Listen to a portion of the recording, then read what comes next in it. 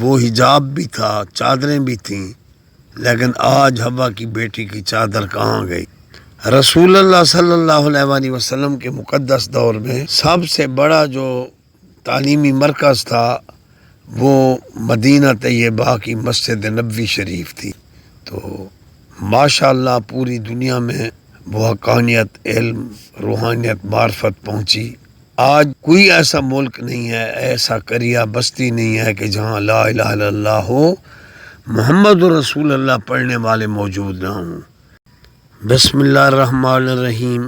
لقد کان لکم فی رسول اللہ اسوۃ حسنہ صلی اللہ علیہ سیدی یا رسول اللہ وعلی آلہ و صحابہ یا حبیب صلی اللہ علیہ وسلم۔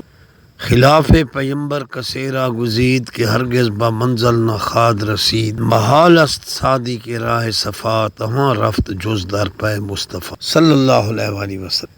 اللہ وحدہ لا شریک کی بے حد و حساب حمد و ثناء کے بعد لاکھوں کروڑوں درود ہوں رحمت للعالمین صلی اللہ علیہ وآلہ وسلم کی ذات اقدس پر۔ وحدہ لا شریک اللہ کی حمد و ثناء کے بعد اور پیارے محبوب کے درود و سلام کے بعد اس آیت مبارکہ میں اللہ نے فرمایا لقد کان لکم فی رسول اللہ اسوۃ حسنہ، البتہ تحقیق رسول اللہ کا اسوہ حسنہ تمہارے لیے حجت ہے، آپ کی پاک زندگانی مکمل ضابطہ حیات ہے۔ مرد و زن کو سوچنا چاہیے۔ اب نیوز پڑھتی ہوئی سر ننگی عورتیں، ٹی وی پر بازاروں میں چلنے پھرنے والی عورتیں، حجاب تو حجاب، سر پر دوپٹہ بھی نظر نہیں آتا، داڑیاں مڈوانے والے اکثریت نوجوانوں کی، مسلمانوں کی، یہ سب قرب قیامت کے علامات ہیں۔ تو اللہ نے فرمایا لقد کان لکم فی رسول اللہ اسوۃ حسنہ، داڑھی مبارک یہ محبوب کی سنت ہے، ہمیں شریعت شریعت پر چلنا چاہیے۔ پاک مقدس بیبیاں، وہ حجاب بھی تھا، چادریں بھی تھیں، لیکن آج حوا کی بیٹی کی چادر کہاں گئی؟ رسول اللہ صلی اللہ علیہ وآلہ وسلم کے مقدس دور میں سب سے بڑا جو تعلیمی مرکز تھا وہ مدینہ طیبہ کی مسجد نبوی شریف تھی۔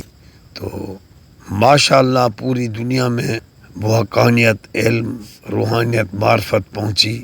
آج کوئی ایسا ملک نہیں ہے، ایسا قریہ بستی نہیں ہے کہ جہاں لا الہ الا اللہ ہو، محمد رسول اللہ پڑھنے والے موجود نہ ہوں۔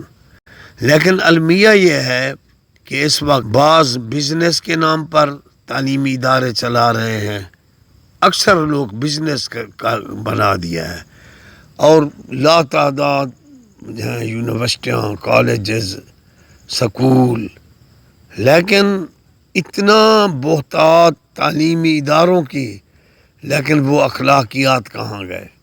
بعض یونیورسٹی کے اخباروں میں ایسی خبریں ہوتی ہیں، انسان پریشان ہو جاتا ہے۔ تعلیمی اداروں میں مرد و زن کا، طلباء کا اختلاط، مرد و زن کا، لڑکیوں کا، لڑکوں کا، تو جو کچھ خبریں دیکھتے ہیں تو بس قیامت کی نشانیاں ہیں۔ تو اس لیے اگر کسی کو پردہ کا یا کہا جائے تو عورتیں بھی کہتی ہیں ہم شریعت کو سمجھتی ہیں، دل پاک ہونا چاہیے۔ کیا وہ مقدس بیویوں کے دل پاک نہیں تھے جن کے سر پر چادریں ہوتی تھیں؟ اور سبحان اللہ، اہل بیت کے لیے مقدس چادروں والی بیویاں اور اہل بیت کا گھرانہ، انما یرید اللہ لیذھب عنکم الرجس اہل البیت ویطہرکم تطہیرا۔ سبحان اللہ۔ اسی طرح صحابہ و صحابیات، پاک بیبیاں، کتنا وہ شریعت کے پابند تھے، پردہ تھا، عفت و حیا۔ آج نوجوانوں میں وہ فیشن اور داڑیاں تک نظر نہیں آتی۔ ٹھیک ہے، ہمارے معاملات بھی درست ہونی چاہیے، یہ نہیں کہ میں داڑھی رکھ بیٹھوں اور دیانتدار نہ ہوں، دیانتداری مست ہے، لیکن ہمارا حلیہ اور شکل وہ مسلمانوں والی ہو، انگریزوں اور یہود و نصارہ والی نہ ہو۔ ان اللہ یحب المطہرین، قرآن، بے شک اللہ پاک صاف رہنے والوں کو پسند کرتا ہے۔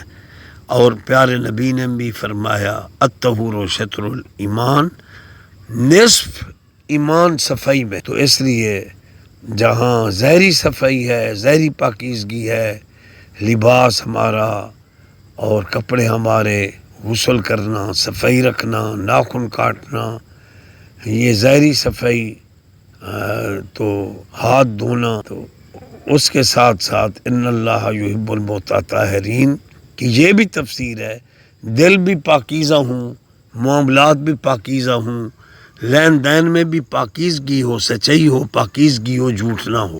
بس ظاہری طور پہ بھی ضروری ہے۔ میں نے ایک نوجوان کو دیکھا، وہ دائیں ہاتھ سے ناک صاف کر رہا تھا، مجھے بہت کباہت ہوئی۔ میں نے پیار سے اسے پھر روکا، میں نے کہا بیٹے دائیں ہاتھ سے کھانا کھایا جاتا ہے، دائیں ہاتھ سے ناک صاف نہیں کیا جاتا۔ تو خیر وہ میری بات سن کر وہ خوش ہوا۔ تو اس لیے ہر بندہ دعویٰ کرتا ہے کہ ہم دین کو سمجھتے ہیں، جتنا ہمارا دعویٰ ہے اتنا دین سے دوری بھی بہت زیادہ ہے۔ لیکن جو دین کو سمجھتے تھے ہمارے اسلاف، وہ روتے تھے، وہ کہتے تھے کہ ہم تو اتنے عمل پیرا نہیں ہیں۔ اور ایک بزرگ شیخ سعدی یا رومی، وہ ان کے یہ شعر ہیں کہ من بندہ شرم سارم تو رحم کن رحیمہ، در فسق بے شمارم تو رحم کن رحیمہ، یارب گناہ گارم پر عیب شرم سارم، جز تو کسے نادارم تو رحم کن رحیمہ، عمرم گزشت باطل کردم گناہ حاصل، بر این فقیر غافل تو رحم کن رحیمہ۔ اتنی عاجزی میں وہ یہ شعر لکھ گئے کہ اپنی گناہوں کا اعتراف کر رہے ہیں، اللہ سے معافی مانگ رہے ہیں۔ جو بزرگ متبع شریعت تھے وہ گناہوں کا اعتراف کر رہے ہیں، گڑ گڑا کے معافیاں مانگ رہے ہیں۔ سلطان بہو عرض کر رہے ہیں عدل کریں تھے تھر تھر کمن، اونچیاں شانہ والے ہو، فضل کریں تھے بخشے جامن، میں ورگے مکالے ہو۔ خواجہ فرید رحمت اللہ علیہ وہ بول اٹھے کوٹ مٹھن والے، رات قبر دی دی حشردہ، سر تے کڑ کے باری بار، میں مسکین فرید نہیں مانا، یا مولا تو بن کون اتارم پار، چوریوں جاریوں استغفار، بخشم شالا رب غفار، گندڑی عادت گندڑے فیلوں، توبہ توبہ لکھ لکھ بار، رات قبر دی دی حشردہ، سر تے کڑ کے باری بار۔ دیکھو اسلاف وہ ہیں، رو رہے ہیں، گڑ گڑا رہے ہیں۔ ہماری حالت یہ ہے، مرد و زن ہم بہرہ روی کا شکار ہیں۔ اگر کوئی بزرگ سمجھانے کی بات بھی کر دے الٹا کہتے ہیں، ہاں ہم شریعت کو سمجھتے ہیں، دل پاک ہونا چاہیے۔ یہ کیا ہے کہ دوپٹہ نہیں ہے، سر ننگی عورتیں وہ پڑھ رہی ہیں نیوز، اور وہ انٹرویو لے رہی ہیں، عالم بھی بیٹھے ہیں دیکھ رہے ہیں۔